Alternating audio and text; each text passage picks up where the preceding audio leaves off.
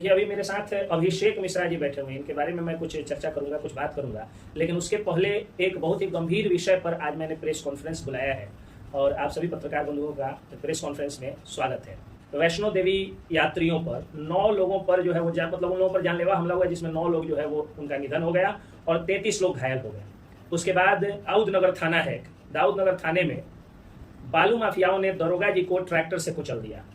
तो ये 2 वारदातें हुई, लेकिन इलेक्ट्रॉनिक चैनल पर या अखबार पर, अखबारों ने भी प्रमुखता से नहीं छापा, कहीं कोने में किसी पेज में छाप दिया, और इलेक्ट्रॉनिक चैनल ने भी इस पर कोई चर्चा नहीं की, कोई डिबेट नहीं किया, कुछ नहीं किया। कहने का मेरा मतलब ये है कि आप चाहे 9 हो चाहे 90 हो, आपकी जान जाए या आपका हाथ पैर टूटे, इलेक्ट्रॉनिक चैनलों को मतलब है तो सिर्फ और सिर्फ अनंत अंबानी, ये राधिका मर्चेंट, उर्फी जावेद के छोटे कपड़े, इन लोगों से इन लोगों को मतलब है। और अखबार विज्ञापन आधारित खबरें छाप रहे हैं। कॉमर्शियलाइजेशन का दौर है, व्यवसायीकरण का दौर है, ये उन लोगों का व्यवसाय है, अच्छी चीज है। लेकिन डिजिटल मीडिया जो कि गांव गरीब की समस्या को दिखाता है, और किसी गरीब की बेटी को उसके अहंकारी दामाद ने छोड़ दिया है और वो बेटी घरेलू प्रताड़ना का शिकार हो रही है, घरेलू हिंसा का शिकार हो रही थी, अपने नैहर में आती है तो भाई से पहले डिजिटल मीडिया के पत्रकारों को रोक करके कॉल करती है कि आप आइए और मेरे ऊपर जो प्रताड़ना दिया गया है उसकी खबरों को चलाइए। अगर किसी विधवा को उसका ससुर हिस्सा नहीं दे रहा है, कह रहा है कि नहीं बेटा मर गया तो बहू भी तुम मर जाओ, यानी जो पुरानी सती प्रथा लाने की कोशिश जो हो रही है कि एक औरत विधवा हो गई तो उसके चरित्र पर लांछन लगा दो, उसको डैम घोषित कर दो। गांव में जो ये सारे अत्याचार हो रहे हैं, इसको भी एक्सपोज करने का और उनके साथ खड़ा रहने का काम डिजिटल मीडिया कर रही है। ये सारी चीजें हो रही हैं डिजिटल मीडिया के द्वारा। सड़क में ठेकेदार अगर 1 नंबर की जगह 4 नंबर ईंट लगा रहा है तो डिजिटल मीडिया वहां पहुंचता है। अगर नल जल योजना में बड़ा घोटाला हो रहा है मुखिया या वार्ड सदस्य के द्वारा, तो वहां पर डिजिटल मीडिया का पत्रकार पहुंच रहा है। अगर पुल पुलिया में जो है वो भ्रष्टाचार हो रहा है तो डिजिटल मीडिया का पत्रकार पहुंच रहा है। तो किसी का व्यक्तिगत किसी लड़की का बलात्कार हो, डिजिटल मीडिया का पत्रकार पहुंचता है। किसी के बेटे की हत्या हो जाए, डिजिटल मीडिया का पत्रकार पहुंचता है। लेकिन डिजिटल मीडिया के साथ में शासन, प्रशासन और जनता भी क्या कर रही है, यही मैं बताने के लिए आज प्रेस कॉन्फ्रेंस किया। ये अभिषेक मिश्रा है, ये एक डिजिटल मीडिया के अभी पत्रकार हैं, अखबारों में भी इन्होंने काम किया और खोजी पत्रकारिता करते हैं। खोजी पत्रकारिता में इनको लगा कि हाँ, पुलिस विभाग के इस अंग के पास जो है वो मतलब पुलिस विभाग के इस कंपोनेंट में, इस इकाई में भ्रष्टाचार है, इन्होंने उसके खिलाफ खबर चला दी। जिले के जाबाज और ईमानदार एसपी महोदय ने उसको जो है उन चीजों को देखा। अब जो भ्रष्ट निचले स्तर के कर्मचारी थे, उनको डर हो गया कि कहीं अभिषेक मिश्रा हमको सस्पेंड न करा दे, लाइन हाजिर न करा दे। इनके खबरों का शुरू से व्यापक असर भी रहता है। अब हुआ क्या कि एक महिला, एक विधवा औरत फोन करती है एक मुजफ्फरपुर के डिजिटल मीडिया के जर्नलिस्ट को कि देखिए मेरे साथ मेरे ससुर जी प्रताड़ना करते हैं, बार बार मारते हैं, पीटते हैं, मेरे बच्चे को भी मारते हैं और हमको खाना तक बंद कर दिए हैं, गैस चूल्हा नहीं दे रहे हैं, राशन में जो है वो ताला मार के रखे हैं कि हम मर जाए। अब वो औरत जो है वो घरेलू प्रताड़ना का शिकार होकर एक मुजफ्फरपुर के जर्नलिस्ट को फोन करती है। मुजफ्फरपुर के जर्नलिस्ट कहते हैं कि जब आप रक्सौल से हैं और वहाँ रक्सौल एरिया से हैं और वहाँ अगर अभिषेक मिश्रा है तो आप उन्हीं को फोन कर दिया। अभिषेक मिश्रा को फोन आता है, अभिषेक मिश्रा अखबार में पहले छाप देते हैं। उसे कुछ दिन बाद फिर प्रताड़ना होती है, ये जाते हैं न्यूज कवर करने, इनके बाइक को जला दिया जाता है। बाइक को जब जलाया जाता है तो ये फोन करते हैं थाने को, 112 आता है, इनको बचा के ले जाता है। थाना में ये आवेदन देते हैं तो उल्टा जो प्रताड़ना करने वाले लोग हैं वो लोग इनके खिलाफ आवेदन देते हैं। तो जिनकी बाइक जली है पहले केस उनका दर्ज होना चाहिए, लेकिन चूंकि इन्होंने थाने के खिलाफ भी छापा था, इसलिए थाना ने क्या किया कि इनके खिलाफ ही एफआईआर पहले दर्ज कर दिया और जो रियल में इनके साथ हुआ था, इनका वाला केस जो है वो काउंटर केस बना दी, मतलब काउंटर केस हो गया वो। अब चूंकि ये थाना के रडार पे थे, एक और बच्ची का जो है वो खबर चलता है कि उसके पिता जो है वो गलत ढंग से किसी अभियुक्त के ऊपर जो है वो केस कर किसी को अभियुक्त बना दिए। मामला प्रेम प्रसंग का। इन्होंने कहा कि भाई देखिए किसी को गलत मत फंसाइए, हम पत्रकार हैं, जब तक ईमानदारी से पत्रकारिता कर रहे हैं कोई भी आदमी गलत नहीं फंसाया जाना चाहिए। लेकिन उल्टा इनके ऊपर जो है वो रंगदारी मांगने का केस जो है थाने से दर्ज कर दिया गया। पहले से 10-10 मुकदमे इन पर दर्ज है। एंटीसिपेटरी बेल में बाहर से बाहर बेल कराते गए। अचानक क्या हुआ कि एक दिन पता चलता है कि इनको जो है वो गिरफ्तार कर लेती है पुलिस। रात को गिरफ्तार करती है। पहले से भी रेड पड़ रहा है इनके ऊपर, जैसे आतंकवादी के घर पर रेड पड़ता है उस तरह से। उसके बाद क्या होता है कि इनको अरेस्ट किया जाता है, अरेस्ट करके भेज दिया जाता है जेल भेज के 2-2 और केस में रिमांड कर दिया जाता है। सोचिए 10 मुकदमे पहले से और 3 मुकदमा और में रिमांड कर दिया जाता है। लेकिन मैं शुक्रिया अदा करता हूं नतमस्तक उस माननीय न्यायालय का, जिन्होंने मेरी प्रार्थना को स्वीकार करते हुए और न्याय किया, इनको बेल दे दिया सभी 3 के 3 मामलों में।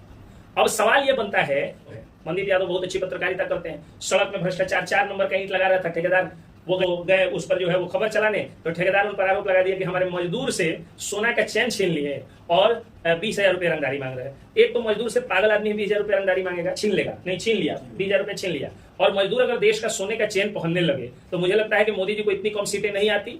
मोदी जी तो देश को विश्व गुरु कौन कहे कि पूरे ब्रह्मांड में सबसे अमीर बना दिया जाके भारत का मजदूर भी 60,000 70,000 का चेन पहनता है। यानी फर्जी मुकदमा मनदीप यादव के ऊपर किया गया। मैं फिर गया माननीय न्यायालय से गुहार लगाया, माननीय न्यायालय में उसने उसमें भी न्याय किया और उनको बेल मिल गया। फिर एक और केस उन पर कर दिया गया, उन पर भी 8-10 कितना मुकदमा कर दिया गया। अभी एक कितना केस किया गया है जिसमें वो एक जगह एडमिनिस्ट्रेटिव फेलियर था, प्रशासनिक जो है वो चूक थी, वो जाते हैं और जाके खबर दिखा देते हैं, कहा जा रहा है कि दंगा भड़काने आए थे, जबकि उस खबर के बाद दंगा कौन कहे कि एक सिंगल पुआल खेत खलियान नहीं जला, जब किसी का रोम मतलब बाल नहीं एक टूटा, रोमा जिसको कहा जाता है, तो फिर वो दंगा भड़काने की धारा उन पर कैसे लग गई, कैसे वर्ग संघर्ष कराने की धारा 153 दी लग गई। कुल मिलाकर के बात यह है कि सब पर मुकदमा हो रहा है। मनीष कश्यप जो डिजिटल मीडिया के एक तरह से पुरोधा है, उनके ऊपर आप देखिए कितना मुकदमा किया गया, एनएसए तक लगाया गया। जब एनएसए क्वैश हो गया, जब 4 के चारों मुकदमे में उनको क्लीन चिट मिल गई, क्या चुनाव प्रचार करने गए, चुनाव प्रचार के दौरान उन पर मुकदमा कर दिया गया, इतना सारा क्रिमिनल एंटीसीडेंट था, बेल नहीं मिलता। हमने गुहार लगाया, माननीय न्यायालय का धन्यवाद कि माननीय न्यायालय ने उनको भी बेल दिया, मनीष कश्यप को। और तो और गरीब घर में पैदा हुए पंडित, जिस धारा में उन पर केस की गई थी उसकी चर्चा भी मैं खुलेआम नहीं कर सकता हूं, गंदा आरोप उन पर लगाया गया था, लेकिन मैंने बेल फाइल किया। माननीय न्यायालय का धन्यवाद कि माननीय न्यायालय ने उसमें भी देखा कि ये इस व्यक्ति को बेल मिलना चाहिए और बेल उनको भी मिला। लेकिन सवाल यह है कि कब तक ये सिलसिला चलेगा। आप राकेश तिवारी को जेल भेज दिए, आप नागेश सम्राट को जेल भेज दिए, आप मनीष कश्यप पर एनएसए लगा के 9 महीने तक कर दिए और बाद में उनको क्लीन चिट मिल जाती है। 9 महीने उस पत्रकार का कौन देगा। आप अभिषेक मिश्रा को 40 दिन लगभग ना 40 दिन लगभग जेल में गए, कौन अभिषेक मिश्रा का ये 40 दिन लौटाएगा। और क्या पाप किया है अभिषेक मिश्रा ने कि इनका एक मासूम बेटा और बेटी जो स्कूल में पढ़ता था, फीस नहीं देने के कारण उसका नाम जो है वो काट करके हटा दिया गया। आज उसकी पढ़ाई अवरुद्ध हो गई है। ये जेल में कोई डाका डालने में गए थे, कोई हत्या किए थे, कोई बलात्कार किए थे, नहीं किए थे, फिर इनको क्यों जेल जाना पड़ा।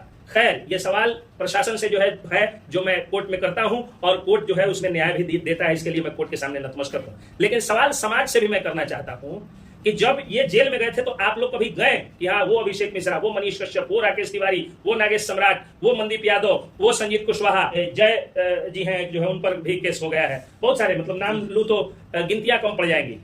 तो इनके घर पे कभी आप गए, जाके पूछे कि इनके माँ का आंसू कौन पूछेगा, इनके बच्चों को जो है खाना भी खा रहे हैं कि नहीं, ये आप लोग पूछें। इनका बस ये दोष था ना कि ये 4 नंबर का ईंटा नहीं देख सकते थे, नल जल योजना में भ्रष्टाचार नहीं देख सकते थे, गलत पुल का निर्माण हो और आगे चल के वो कभी गिर जाए, एक्सीडेंट का सबक बने, ये नहीं देख सकते हैं। एक औरत, एक बुढ़िया औरत बेचारी आई थी इनके पक्ष में जो है वो बयान देने, जब सीट पे रोने लगी तो मेरा खून खोल रहा था, मेरी आत्मा रो रही थी। डिजिटल पत्रकार तो जनता के पत्रकार है ना भाई, उनके ऊपर फर्जी मुकदमा, ये गलत चीज है, नहीं होना चाहिए। और एक और चीज मैं आज प्रेस कॉन्फ्रेंस में क्लियर कर देता हूं, मैं एक एडवोकेट हूं। Article 19A gives us the power to freedom of speech. 19A जो है भारतीय संविधान का आर्टिकल 19A हमें बोलने की आजादी देता है और उस आजादी के तहत आप जब चाहें जो चाहे खबर दिखा सकते हैं, भ्रष्टाचार के विरुद्ध आवाज उठा सकते हैं। आपसे कोई लाइसेंस और आई कार्ड मांगता है तो वो बकैती चाहता है, गलत करता है, गलत जो है वो चीज पूछता है। मैं कौन हूं इस बात का आपको जो है वो क्या प्रूफ है, मैं क्या बोल रहा हूं, भारत का नागरिक हूं, मेरा अधिकार है। आर्टिकल 19A इंडियन कॉन्स्टिट्यूशन मुझे अधिकार देता है कि अगर भ्रष्टाचार होगा तो मैं बोलूंगा। आप आई कार्ड नहीं मांग सकते। आई कार्ड कौन सी का होता है, आई कार्ड तो नौकरी का होता है ना, नहीं तो मेरा आधार कार्ड देख लीजिए आप, आधार कार्ड ही मेरा आई कार्ड है। और जब मैं सोशल मीडिया पे खबरों को डाला हूं, यूट्यूब, फेसबुक, ट्विटर, इंस्टाग्राम के लिए पर आपको अपने विचारों को प्रकट करने के लिए, भ्रष्टाचार के खिलाफ लड़ाई लड़ने के लिए किसी आई कार्ड की जरूरत नहीं है, आपको किसी जो है लाइसेंस की जरूरत नहीं है।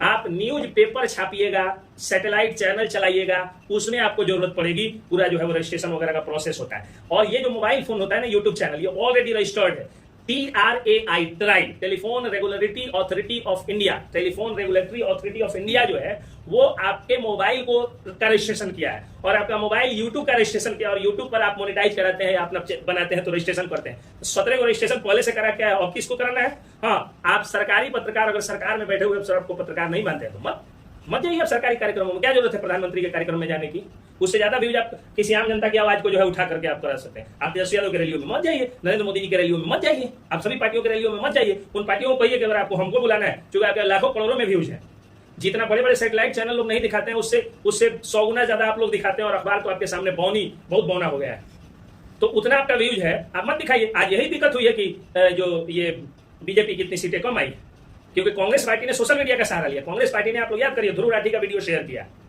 और बीजेपी ने अंजना ओम कश्यप का शेयर किया, अखबार का कटिंग शेयर किया, आज सीटें कम आ गई।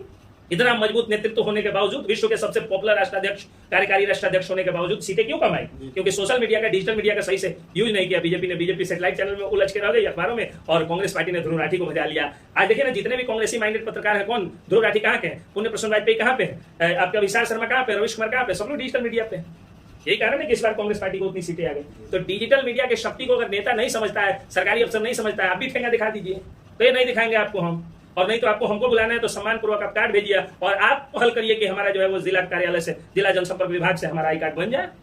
आप हमको आगे कोई आपको जरूरत है, मेरी थोड़ी आपको जरूरत है। हम जनता के पत्रकार है, जनता तो हमको सराखों पे बिठाती है। डिजिटल मीडिया के पत्रकारों पर फर्जी मुकदमा बंद होना चाहिए।